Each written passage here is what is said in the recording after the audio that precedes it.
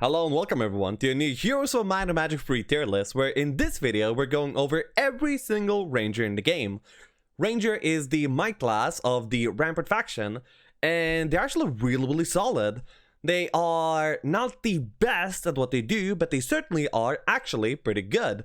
They are kind of likely to roll earth magic, but not as likely as some others. The main weakness that they get is that they usually roll water. They're very likely to roll water, and because of this, they sometimes end up building like kinda subpar compared to some of the tier 1 classes such as Overlords, Barbarians, or Beastmasters. But if you don't have any of those, a Ranger is actually gonna fit you very well as well, and especially some specific ones. Now let's go over every single one individually. First off is we have Clancy. Clancy is the Unicorn Specialist. And this Unicorn Specialist ends up being like pretty bad, okay? He has Interference and Pathfinding, and neither of these skills is actually notoriously bad. However, they are the kind of either situational or late game skills, and you have two of them to begin with, and also you're not that likely to roll into the best skills moving forward as well, making Clancy all sorts of a mess. He is not good. You should not build him unless you're looking for like that late game interference main and you don't really have anyone else that you can actually rely on. So yeah, very little use cases. The Unicorn specialty is actually too niche to actually be made use of. Not to mention when you do make use of it, it doesn't even do that much, you know? It's kind of meh. He's still a ranger, so he gets C tier. And the skills that he has are not like completely dead. So yeah, that's where he belongs in my opinion. Next up is we have Gisele. What a monster of a hero. This is the literal best in slot hero you could possibly main in any template that does not have the red orb available. Red orb of course prevents any spellcasting from happening, so Gisele's specialty becomes completely useless. But anywhere where casting can happen, Gisele dominates. Now, the reason why she's not preferred as much as the other dominant late game heroes such as the Tsar or Kragak is because she has nothing to offer in the early and mid stages of the game. She is only there for the threat of the final battle, but the threat is so huge that people are actually starting to main her from the very get-go of the game, which is ridiculous to me. I would have never thought of this, but yeah.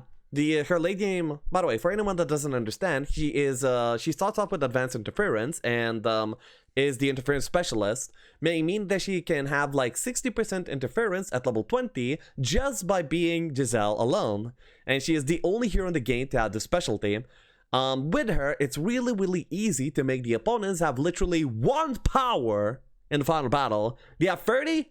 No, they have 1. They have 99? No, they have 1. That's what Gisele does, and that's super oppressive. One of the most oppressive things in a game. She is one of the best heroes in the game, despite not being that popular, despite actually doing nothing in the early game. She's still top of the line, super oppressive, one of the best heroes in the game. There she is. Next up is we have Ebor. Ebor is the elf specialist. He starts off with archery and offense as his starting skills, and also notably he brings in 2 stacks of elves into the game immediately. What this does is it gives you like a pretty good power stack of elves in the early stages of the game, which is actually the reason you usually pick him. And also, if you're using elves on Ebor in a picket, you actually outspeed the wolf raiders and you're basically able to take the picket for free, especially provided how much damage the elves do while using them on Ebor, because, you know, of the archery. So yeah. This guy's a really solid pick and the go-to pick for almost every single Rampart game. And also by level 4, he's gonna be doing so much damage with like expert archery and or expert offense. He actually feels like really great to play. He doesn't always build into that best in slot late game main because he sometimes goes just water, and you don't really want water, you want air for air, and the chances for that is actually not that good. I mean, it's 4 in 7, which is above 50% to actually roll something decent, but that's still lower than some of the other classes. So, yeah, I actually still really like him, and he's my go-to main when playing Rampart, unless I get something like really good and spicy. So, because of this, I would say he is low S tier. I think I undervalued Rangers at some point. I would have, like a few months ago, I would have put him A tier, high A tier, but now I feel like he belongs in S tier. He's such a legend, really. Next up is we have Genova.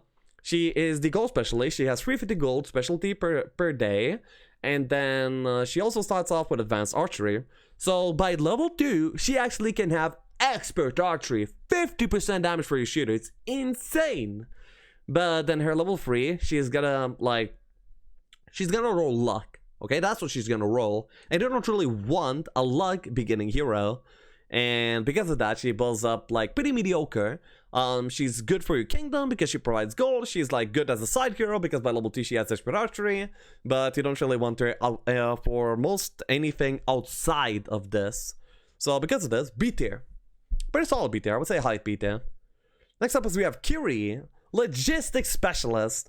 She used to be one of the best heroes in the game, only outmatched by Gunner.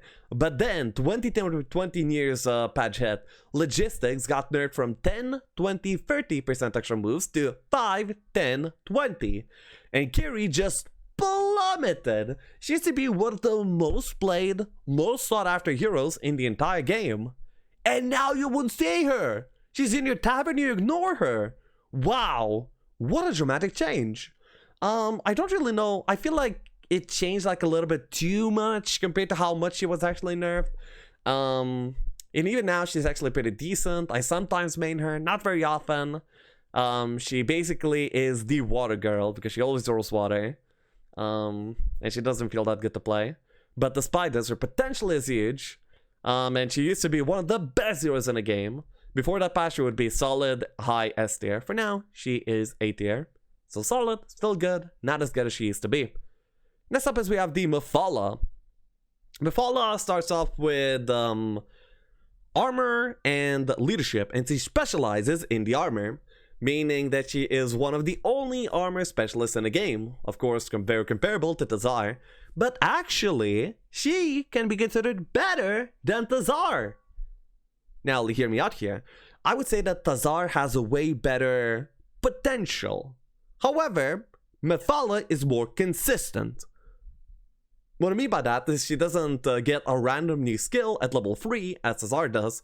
She gets a solid good might skill in the form of leadership immediately into the game. And she doesn't have to worry about the skill tree being botched as much as Tazar's. She does a really good job tanking early game. The leadership feels good to play with as well. She's a really solid hero, a main to sought after. You're always happy to see her in your tavern. She is really good. And because she's good through every single stage of the game, not only the late game, I would say she's even better than Gisele. I mean, not better late game than Gisele, but overall I would treat her as a better hero. So there she is. Next up is we have Rylan. Rylan is leadership diplomacy hero, and he is... I mean, it really depends on how you look at him, okay? He is really good at what he does, but then again, he does those very good things only like 1 in 100 games. So most usually he's gonna be a side hero that's just gonna be picking up gold balls for you, and eventually take a 5 to the leadership, and it's, you know, not that bad, better than some random hero with like no useful skills.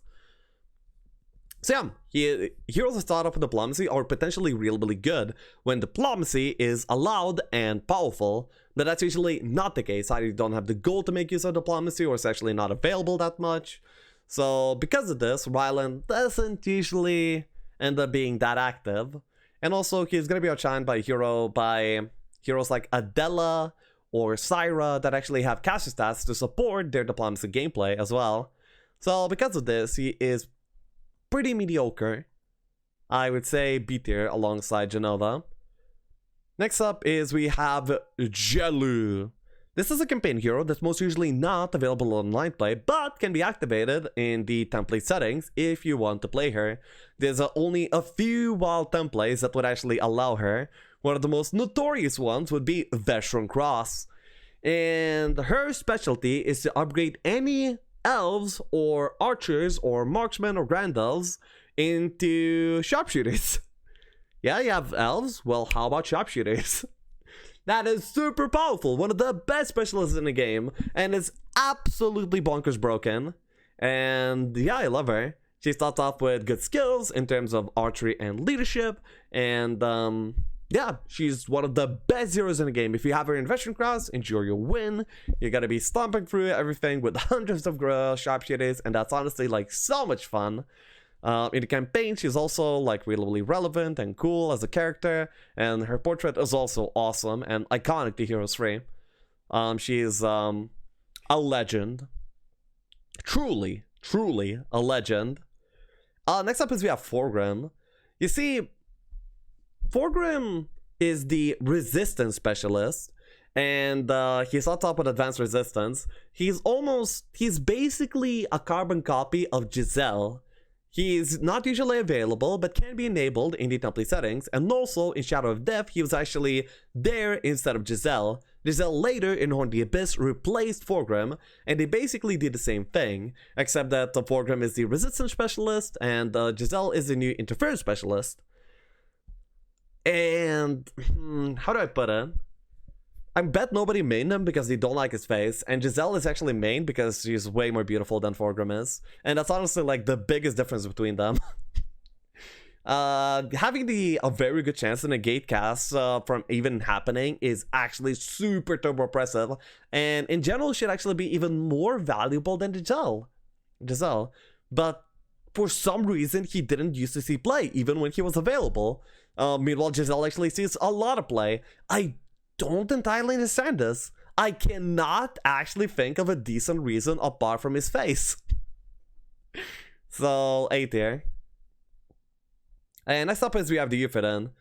This guy exists for one reason and one reason alone, and that is to sabotage your Rampart games. He's gonna be spawning in there, okay? You spawn in with your ebor, you get your nice stack of centaurs, you get 2 stacks of elves, you're gonna be opening up the tavern, you're gonna be like, ooh, I can't wait to have more centaurs and elves. And then you're gonna see Euphoden, then you're gonna like tab out, you're gonna type 1-on-1, reset the map, and if you don't, then you're gonna be crying throughout the entirety of the game. Now, dwarves are worthless, okay? I said it.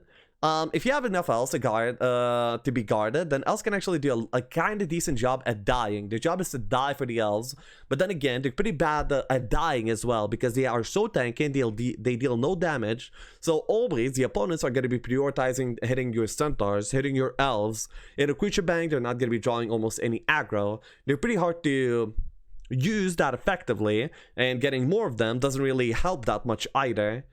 So yeah. He is here to sabotage your games. As a hero, he's actually like kind of okay. He starts off with interference and luck. So he can build into a decent bite main, very potential of like very much like Clancy. But honestly, you shouldn't be maining Euphoden. You can probably do someone better. And his starting army sucks, so you really don't want to see him. He's always like a nuisance to see. And also, he's one of the slowest starting heroes, movement-wise as well. As in, when he spawns into your tavern, he's gonna be having like no moves because his slowest unit is really slow. So in almost every single way, a hero can be bad. Euphoden is kind of bad. Yes. D-tier. Maybe I'm like overselling how bad he is, but honestly, do not underestimate this guy's potential to ruin games. So that's my list for Rangers in Heroes of Might and Magic 3. And now, I shall summon the Tribunal, Feral and Ame. Hey guys! Hey Lexi, how are you? Hey Ame. Hello Feral, hello Lexi. Hey. So, I hate to say this again, but Lexi, can you get the tier list on the screen? Thank you. So, first of all, I want to point out, Genova should probably go a bit higher, because she has, like, why would you ever prefer Thorgrim over Genova? Genova is actually amazing both as a side hero and as a main. I would ignore the fact that she started with advanced, so does Thorgrim, but how is Thorgrim exactly better than Genova? Because Foreground is literally Thanos snapping the casts of opponents. Meanwhile, wow, Genova does a little bit more damage. Wow. What about the build up to that? Like, what about the early game? Genova is way better at that. But then yeah, Genova is way better at that. But then again, I would not really underestimate the power of Thanos snapping casts. Okay. There's a couple of things I wanted to add, and the first thing I have to say is that what have you done to my Euphoden? What do you mean? He's honestly, he's pretty lucky to get in the same list as some of these other actually good heroes. He should be pretty proud. The first thing you said, he's slow. He's not slow. He's very fast, just over short distances. You got to remember that. He's the dwarf. That's not a selling point. Secondly, he starts off with like 20 dwarfs. Do you know how many dwarfs that is? You can take that into a hive and survive into a taupe and survive 2 rounds. Yeah, survive, okay? Surviving doesn't kill, okay? Yeah, but dwarves are my favorite unit, you know that. And you keep deleting them every time you play. It hurts my soul. Yes, and it literally nothing of value is lost when I do that anyway. Fine, I'll let this go and I'll be mad at you tomorrow about it. But there's one thing I just want to put in general out there for the Ranger class, and that despite being a might class, they actually have quite a low chance of rolling offense in general across the board. And I think with that said, Ivor, even though you've rated him S tier, I think it makes him even stronger as a hero within this class. Yeah. Given that he has offense and archery, and this class has a very high chance of getting armor or armorer, which means all 3 might skills are kind of guaranteed on a hero like that, which is very rare, I think, for a might hero to be able to get access to those so easily. That's always a good selling point in my mind. Yeah, definitely. I did not really mention that, but Ivor having offense immediately into the game solidifies his skill tree to be more on average better than most of the other rangers, I guess. Yeah, and then also to add to a hero like Genova, yeah, as a main she has a high chance of messing up a skill tree on level 3 and the rest of that. But she is one of the best heroes in the game to get as a side hero later on. When you already have the RTs, starting with advanced archery is huge. It can really be a very, very effective side hero in the game. Yeah. So, yeah, very solid hero you can pick up later. Yeah, I do like her face popping up in the tavern, to be honest. Yeah. Other than that, these guys have super high chance of getting stuff like scouting and pathfinding, which means late game, if you get a prison hero, it's actually really useful to have this kind of a stats on the hero. So overall, I think the class is pretty good. Yeah, I feel like they're pretty solid. Yeah, as long as you win the coin flip between water and earth magic, then you set. Yeah, that's quite the hurdle to come across, but when you do, they feel really, really good. And even when they don't, having them as a pure might class is also pretty decent. Yeah, especially when you get water, you can then put prey on your Euphrates dwarfs, and suddenly they're all fast. Well, that's like a lost scenario right there. Yeah, but that's all I got to say on these guys. Okay, thank you guys for your input. Always lovely to hear your voices here. All right. Thanks, Lexi. Bye. I wish I could say the same. Yeah, see you guys. Ciao, ciao. Thank you guys for watching the video. Hope you enjoyed. Catch me live on Twitch. I stream every day. And subscribe to my YouTube for more tier lists and guides for Heroes of Might and Magic Free. Bye-bye.